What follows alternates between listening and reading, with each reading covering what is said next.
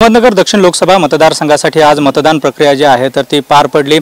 सकाळपासूनच जर आपण बघितलं तर मतदारांचा उत्साह जो आहे तर तो पाहायला मिळालेला होता। सायंकाळी 5 वाजेपर्यंत जर आपण बघितलं तर 55.27% एवढं मतदान झाल्याची माहिती जी आहे तर ती निवडणूक विभागाच्या वतीने देण्यात आलेली आहे। सकाळच्या टप्प्यात जर आपण बघितलं तर महाविकास आघाडीचे उमेदवार निलेश लंके यांनी सकाळी 7 वाजताच आपलं मतदान जे आहे तर ते केलेलं होतं। दुसरीकडे ज्येष्ठ समाजसेवक अण्णा हजारे यांनी देखील राळेगणसिद्धी येथे आपला मतदानाचा हक्क जो आहे तर तो बजावलेला होता।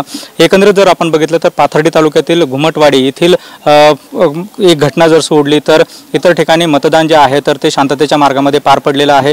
एकंदरीत जर बघितलं घुमटवाडी या ठिकाणी मतदान केंद्रावरील अधिकारी जे आहेत तर त्यांच्याकडेच भाजपचा प्रचार होईल अशी पत्रक असल्याचा आरोप जो आहे तर तो लंके गटाच्या वतीने करण्यात आलेला होता।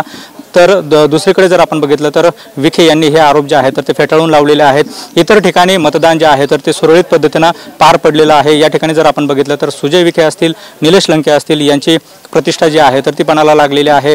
या ठिकाणी मतदार नेमके या दोघांपैकी कुणाला कौल देतात हे 4 तारखेला एकंदरीत समजणार आहे।